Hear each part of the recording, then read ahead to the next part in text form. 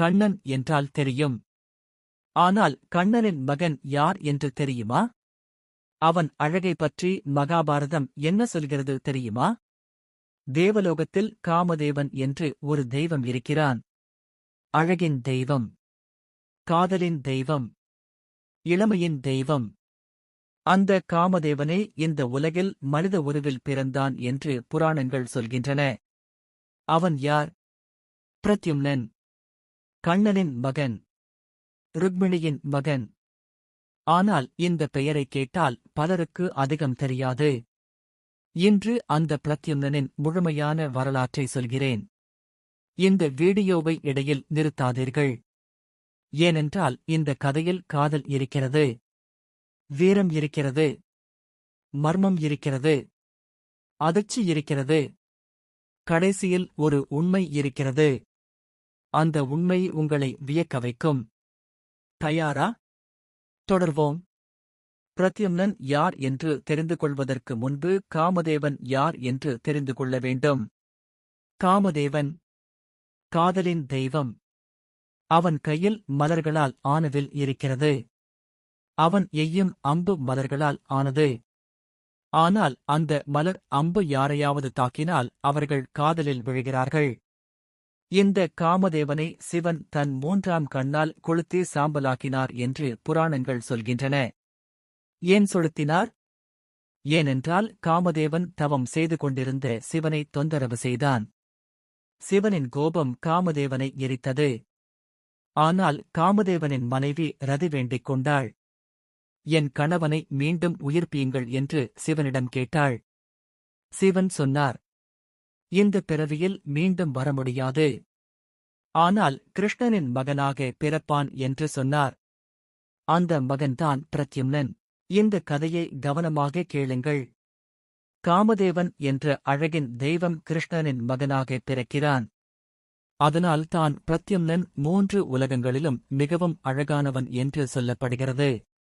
அவன் தந்தை கிருஷ்ணன் மட்டுமல்ல, அவன் தானே காமதேவனின் அவதாரம். இப்போது பிரத்யும்னன் பிறப்பு கதையை சொல்கிறேன். கிருஷ்ணனுக்கும் ருக்மிணிக்கும் திருமணம் ஆனது. ருக்மிணி கிருஷ்ணனை கடத்திக் கொண்டு வந்தாள் என்று சொல்கிறோம். ஆனால் உண்மையில் ருக்மிணி கிருஷ்ணனை காதலித்தாள். தன்னை திருமணம் செய்து கொள்ளும்படி கடிதம் அனுப்பினாள். கிருஷ்ணன் வந்து அவளை அழைத்துச் சென்றான். அவர்களுக்கு திருமணம் ஆனது. அந்த திருமணத்தில் பிறந்த முதல் மகன் பிரத்யும்னன். பிரத்யும்னன் பிறந்தான். ஆனால் அந்த மகிழ்ச்சி அதிக நாட்கள் நீடிக்கவில்லை. சம்பரன் என்ற அசுரன் இருந்தான். இந்த சம்பரன் பிரத்யும்னன் பிறந்தால் தன்னை கொல்வான் என்று ஒரு தெய்வீக அறிவிப்பை கேட்டிருந்தான். அதனால் பிரத்யும்னன் பிறந்த சில நாட்களிலேயே சம்பரன் அந்த குழந்தையை திருடிக் கொண்டு சென்றான். யாருக்கும் தெரியாமல் திருடினான். கண்ணனுக்கும் தெரியாமல், ருக்மிணிக்கும் தெரியாமல். அரண்மனை முழுவதும் தேடினார்கள். குழந்தை எங்கும் காணவில்லை. ருக்மிணி அழுதாள். கண்ணன் தேடினான். ஆனால் குழந்தை கிடைக்கவில்லை. சம்பரன் அந்த குழந்தையை கடலில் வீசினான். அந்த குழந்தை கடலில் மூழ்கியது. கடலில் மூழ்கிய குழந்தையை ஒரு பெரிய மீன் விழுங்கியது. அந்த மீன் மீனவர்களின் வலையில் சிக்கியது. மீனவர்கள் அந்த மீனை சம்பரனிடம் கொடுத்தனர். சம்பரன் அடுக்களையில் அந்த மீனை சமைக்க சொன்னான். அடுக்களையில் இருந்த மாயாவதி என்ற பெண் அந்த மீனை வெட்டிய போது உள்ளே ஒரு அழகான குழந்தை இருந்தது. அந்த குழந்தை உயிரோடு இருந்தது. அழகான குழந்தை, உலர்ந்த குழந்தை. மாயாவதி யார் என்று தெரியுமா? அவள் ரதி, காமதேவனின் மனைவி ரதி. காமதேவன் சம்பரனால் சிறை வைக்கப்பட்டிருந்தான்.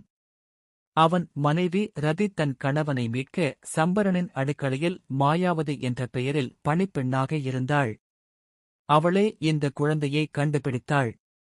நாரதர் வந்தார். இந்த குழந்தை யார் என்று மாயாவதிக்கு சொன்னார். இந்த குழந்தை கிருஷ்ணனின் மகன் பிரத்யும்னன்.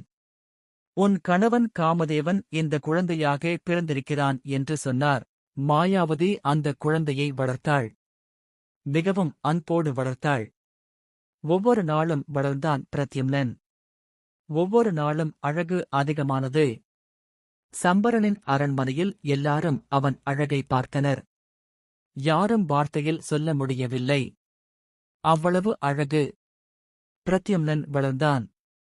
இப்போது அவன் தோற்றத்தைப் பற்றி சொல்கிறேன். தந்தை கிருஷ்ணனுக்கு இணையான அழகு. நீல மேகம் போன்ற நிறம் என்று சிலர் சொல்கிறார்கள். தங்கம் போன்ற பொன்னிற நிறம் என்று சிலர் சொல்கிறார்கள். ஆனால் அனைவரும் ஒன்று சொல்கிறார்கள். அவன் கண்களை பார்க்க முடியவில்லை என்று சொல்கிறார்கள்.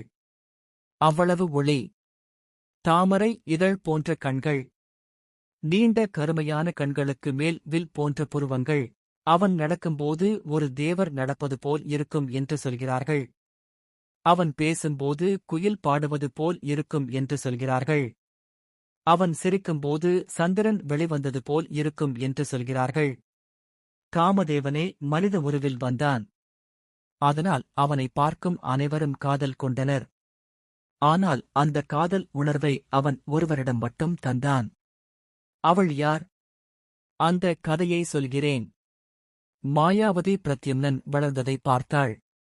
அவனில் தன் கணவன் காமதேவனை கண்டாள். அவள் மனம் அவனை நோக்கி இழுத்தது. ஆனால் அவள் அவனை தன் மகன் போல் வளர்த்திருந்தாள். இந்த உணர்வு சரியானதா என்று குழம்பினாள். பிரத்யும்னன் ஒரு நாள் கேட்டான், நான் உங்கள் மகனா? என் உண்மையான தாய் தந்தையர் யார்? என்று கேட்டான். மாயாவதி உண்மையை சொன்னாள். நீ கிருஷ்ணனின் மகன். நான் ரதி. உன் கணவன் காமதேவனின் மனைவி என்று சொன்னாள். பிரத்யும்னன் கோபமடைந்தான். சம்பரன் என்னை திருடிக் கொண்டு வந்தான். என் தாயிடமிருந்து என்னை பிரித்தான். இதற்கு பதில் வாங்க வேண்டும் என்று சொன்னான். சம்பரனுக்கும் பிரத்யும்னருக்கும் யுத்தம் நடந்தது. இது மிகவும் சுவாரஸ்யமான யுத்தம். சம்பரன் மாயா வித்தையில் மிகவும் சக்தி வாய்ந்தவன். ஆயிரக்கணக்கான மாயா வித்தைகளை அவன் அறிந்திருந்தான். ஒவ்வொரு மாயா வித்தையும் பயன்படுத்தினான். ஆனால் பிரத்யும்னன் ஒவ்வொரு மாயா வித்தையையும் எதிர்மாயையால் வென்றான். இறுதியில் சம்பரன் தோற்றான். பிரத்யும்னன் சம்பரனை வதம் செய்தான். இந்த வெற்றி மிகவும் முக்கியமானது. ஏனென்றால் இந்த வெற்றியினால் மாயாவதி விடுதலை பெற்றாள்.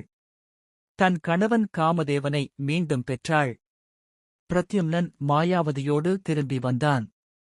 துவாரகை வந்தான். கண்ணனின் அரண்மனையில் நுழைந்தான். அந்த தருணம் மிகவும் உணர்ச்சிகரமானது. ருக்மிணி தன் மகனை பல வருடங்களுக்கு பிறகு பார்க்கிறாள். ஆனால் அவளுக்கு தெரியாது இவன் தன் மகன் என்று. அவள் இவனை பார்க்கிறாள். கண்ணனைப் போன்ற முகம். ஆனால் இன்னும் அழகு. இவன் யார் என்று யோசிக்கிறாள். நாரதர் வந்தார். இவன் உன் மகன் பிரத்யும்னன் என்று சொன்னார். ருக்மிணி அழுதாள். மகனை கட்டிப்பிடித்தாள். கண்ணன் வந்தான். மகனை பார்த்தான். மகனில் தன்னையே கண்டான். ஒரு நிமிடம் அவன் கண்களிலும் நீர் வழிந்தது. இப்போது பிரத்யும்னனின் திருமணத்தைப் பற்றி பார்ப்போம். பிரத்யும்னன் திரும்பி வந்தான். இப்போது அவன் ஒரு வீரன். ஒரு அழகன். ஒரு மாயா வித்தை வல்லவன். அவனை திருமணம் செய்து கொள்ள பல இளவரசிகள் விரும்பினார்கள். ஆனால் அவன் யாரை திருமணம் செய்து கொண்டான் தெரியுமா? ருக்மவதி. ருக்மிணி அல்ல, ருக்மவதி. அவள் யார் தெரியுமா? ருக்மிணியின் அண்ணன் ருக்மியின் மகள். அதாவது ருக்மிணியின் அண்ணனின் மகளே கிருஷ்ணனின் மகன் திருமணம் செய்து கொண்டான். இந்த உறவு மிகவும் சுவாரஸ்யமானது. ருக்மி கிருஷ்ணனின் எதிரி. ருக்மிணியை கிருஷ்ணன் கடத்திக் கொண்டு வந்ததால் ருக்மி கோபமாக இருந்தான். ஆனால் ருக்மி தன் மகளை கிருஷ்ணனின் மகனுக்கு கொடுக்க ஒப்புக்கொண்டான். ஏன்? ஏனென்றால் பிரத்யும்னனை யாரும் மறுக்க முடியவில்லை. அவன் அழகும் வீரமும் ருக்மியையும் மயக்கியது. பிரத்யும்னன் மற்றும் ருக்மவதிக்கு திருமணம் ஆனது. அவர்களுக்கு அனிருத்தன் என்ற மகன் பிறந்தான். அனிருத்தன் பிரத்யும்னன் மகன். கண்ணனின் பேரன். அனிருத்தனும் மிகவும் அழகானவன். கண்ணனின் தோற்றம். பிரத்யும்னனின் வலிமை. இரண்டும் கலந்த அவதாரம். அனிருத்தன் கதை தனியாக ஒரு வீடியோ வேண்டும். அவன் காதல் கதை மிகவும் சுவாரஸ்யமானது. அந்த வீடியோவை அடுத்து பார்க்கலாம். இப்போது பிரத்யும்னன் வீரத்தை பற்றி பார்ப்போம். பிரத்யும்னன் வெறும் அழகன் மட்டும் அல்ல, வீரன். மிகவும் சக்தி வாய்ந்த வீரன். அவன் போர்க்கலை மிகவும் சிறந்தது. அவன் கையில் ஒரு சக்கரம் இருந்தது. அவன் தந்தை கண்ணனுக்கு சுதர்சன சக்கரம் இருந்தது போல். அவன் வில் வித்தையிலும் மிகவும் சிறந்தவன். குருக்ஷேத்திர போரில் பிரத்யும்னன் பாண்டவர்கள் பக்கம் போரிட்டான். கர்ணனுடன் நேரடியாக போரிட்டான். கர்ணன் மிகவும் சக்தி வாய்ந்த வீரன். ஆனால் பிரத்யும்னன் அவனை எதிர்கொண்டான். இந்த போர் மிகவும் வீரமானது என்று மகாபாரதம் சொல்கிறது. சல்யன் என்ற வீரனோடும் போரிட்டான். சல்யன் பீஷ்மர் போன்று மூத்த வீரர்கள் வரிசையில் நிற்பவன். ஆனால் பிரத்யும்னன் அவனோடும் போரிட்டு வெற்றி பெற்றான். இப்போது பிரத்யும்னன் இறுதி கதையை சொல்கிறேன். யாதவ குலத்தின் அழிவு. இது மிகவும் சோகமான கதை. கண்ணன் சென்ற பிறகு யாதவ குலத்தினர் தங்களுக்குள்ளேயே சண்டை போட்டுக் கொண்டார்கள். அந்த சண்டையில் பிரத்யும்னனும் இறந்தான். ஆனால் இறப்பு முடிவல்ல, காமதேவன் மீண்டும் வருவான். ரதி அவனுக்காக காத்திருக்கிறாள். அந்த காதல் என்றும் தொடரும். இப்போது பிரத்யும்னன் நமக்கு என்ன சொல்கிறான் என்று யோசிப்போம். முதல் பாடம். அழகு ஒரு கொடை. ஆனால் அதை சரியான வழியில் பயன்படுத்து. பிரத்யும்னன் தன் அழகை யாரையும் காயப்படுத்த பயன்படுத்தவில்லை. மாறாக தன் வலிமையை பயன்படுத்தி நீதியை நிலைநாட்டினான். இரண்டாவது பாடம். தாய் தந்தையரை தேடு. பிரத்யும்னன் தன் தந்தை கண்ணன் யார் என்று தெரிந்தவுடன் திரும்பி வந்தான். வேர்களைக் கண்டுகொள். உன் மூலத்தை அறிந்துகொள். மூன்றாவது பாடம். தவறு செய்தவர்களிடம் நீதி கேள். சம்பரன் தவறு செய்தான். பிரத்யும்னன் அதை மன்னிக்கவில்லை. நீதியை கேட்டான். வாங்கினான். நான்காவது பாடம். காதல் என்பது ஜென்மங்கள் கடந்து நிற்கும். ரதி மற்றும் காமதேவன் பிறவியாக ஒன்றாக இருக்கிறார்கள். உண்மையான காதல் மரணத்தையும் வெல்லும். நம் அடுத்த வீடியோவில் நாம் அனிருத்தனை பற்றி பார்க்கப் போகிறோம். பிரத்யும்னன் மகன். கண்ணனின் பேரன். அவன் காதல் கதை மிகவும் அதிர்ச்சியானது. அவன் காதலித்த பெண் யார்? அவளின் தந்தை யார்? அந்த வீடியோவை மிஸ் பண்ணாதீர்கள். இப்போதே ரூட்ஸ் ஆஃப் தமிழ் சேனலை சப்ஸ்கிரைப் செய்யுங்கள். பெல் ஐக்கன் அழுத்துங்கள். இந்த வீடியோ உங்களுக்கு பயனுள்ளதாக இருந்தால் லைக் செய்யுங்கள். உங்கள் நண்பர்களுக்கு ஷேர் செய்யுங்கள். கமெண்டில் ஒன்று சொல்லுங்கள். பிரத்யும்னன் கதையில் உங்களை மிகவும் அதிர்ச்சிப்படுத்தியது எது என்று சொல்லுங்கள். கண்ணனின் மகன் கதை தெரியுமா என்று உங்கள் நண்பர்களிடம் கேளுங்கள். அவர்களுக்கும் இந்த வீடியோவை ஷேர் செய்யுங்கள். தமிழ் மரபின் ஆழமான கதைகளை ஒவ்வொன்றாக சொல்வோம். தமிழின் வேர்களை சேர்ந்து தேடுவோம். மறைந்த உலகம் காத்திருக்கிறது. நாம் போகிறோம்.